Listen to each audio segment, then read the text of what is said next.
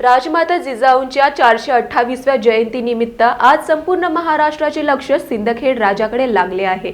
नमस्कार, आपण बघत आहात महान्यूज 7 करिता मी नंदिनी बर्वे। बुलढाणा जिल्ह्यातील मातृतीर्थ सिंदखेड राजात देशभरातून लाखो जिजाऊ भक्त दाखल झाले असून जिजाऊंच्या चरणी अभिवादनासाठी प्रचंड गर्दी पाहायला मिळत आहे। या पवित्र सोहळ्यास केंद्रीय मंत्री प्रतापराव जाधव आणि जिल्ह्याचे पालकमंत्री मकरंद आबा पाटील उपस्थित होते। पालकमंत्री मकरंद पाटील यांनी पुढील वर्षी मुख्यमंत्री आणि उपमुख्यमंत्री जिजाऊ दर्शनासाठी सिंदखेड राजात येतील असे महत्त्वपूर्ण आश्वासन दिले। दरम्यान शिवसेना उद्धव बाळासाहेब ठाकरे पक्षाचे जिल्हा प्रमुख जालिंदर बुधवत यांनी विकास आराखडा मंजूर न झाल्यास पुढील वर्षी पालकमंत्र्यांना सिंदखेड राजात पाय ठेवू देणार नाही असा इशारा दिला आहे। मातृत्व, त्याग आणि स्वराज्याची प्रेरणा देणारा हा जन्मोत्सव सिंदखेड राजाला भक्तिमय आणि ऐतिहासिक वातावरणात न्हावून टाकत आहे। आज जिजाऊ जन्मोत्सव मोठ्या उत्साहात साजरा केला जातात। आज राष्ट्रमाता राजमाता जिजाऊ माँसाहेबांचा 428वा जन्मदिवस लाखोच्या संख्येनं संपूर्ण देशभरातून जिजाऊ प्रेमी माननीय छत्रपती शिवाजी महाराज प्रेमी मंडळी या ठिकाणी मोठ्या उत्साहामध्ये येते।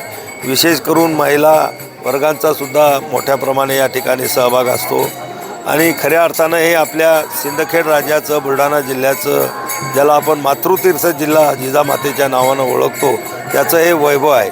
आज 12 जानेवारीला हा जन्मोत्सव साजरा करत असताना आपण पाहत असाल की प्रचंड उत्साह या ठिकाणी पुरुषांमध्ये, महिलांमध्ये, तरुणांमध्ये, तरुणीमध्ये ओसांडून वाहताना आपण या ठिकाणी पाहतो। निश्चित जिजामातेचं आज दर्शन घेतल्यानंतर एक नवी प्रेरणा लोक या ठिकाणाहून घेऊन जातात आणि आचरणात आणायचा प्रयत्न करतात। आज या जिजाऊ जन्मोत्सवाच्या मी सर्वांना मनापासून खूप खूप खूप शुभेच्छा देतो। साहेब, या ठिकाणी सुविधांचा अभाव आहे आणि विकास झालेला नाही खंत जी आहे ही लखुजी राजे यांच्या वंशजांनी व्यक्त केली आहे। हे बघा, महाराष्ट्र सरकारनं सिंदखेड राजा विकास आराखडा मागच्या काळामध्ये जाहीर केलेला आहे आणि ही कामं वेगवेगळ्या विभागाकडे दिलेली आहेत। आपण पाहतो इथलच्या बऱ्याचशा वास्तू ह्या केंद्र सरकारच्या पुरातत्व विभागाच्या अधिपत्याखाली येतात, काही वस्तू राज्य सरकारच्या पुरातत्व विभागाच्या अधिपत्याखाली येतात, काही सार्वजनिक बांधकाम असेल, काही नगरपालिका सिंदखेड राजाच्या अंतर्गत कामं केली जातात। आणि आज आपण या ठिकाणी दरवर्षी आपण या ठिकाणी येतो, दरवर्षी कुठं ना कुठलं नवीन कामं या पूर्ण झालेलं आपण या ठिकाणी पाहतो। निश्चित या विकास आराखड्याला थोडा पूर्ण व्हायला उशीर लागत आहे। त्याचं कारण की पुरातत्व विभागाची जी कामं असतात ही अतिशय बारकाईनं त्या केल्या जातात। ज्या पुरातन वास्तू आहेत त्याचं सामरस्य ठेवत त्या सर्व कामं त्यांना करावे लागतात आणि हे करत असताना काही अडचणी येतात, त्यामुळं थोडा उशीर ती कामं पूर्ण व्हायला लागतो।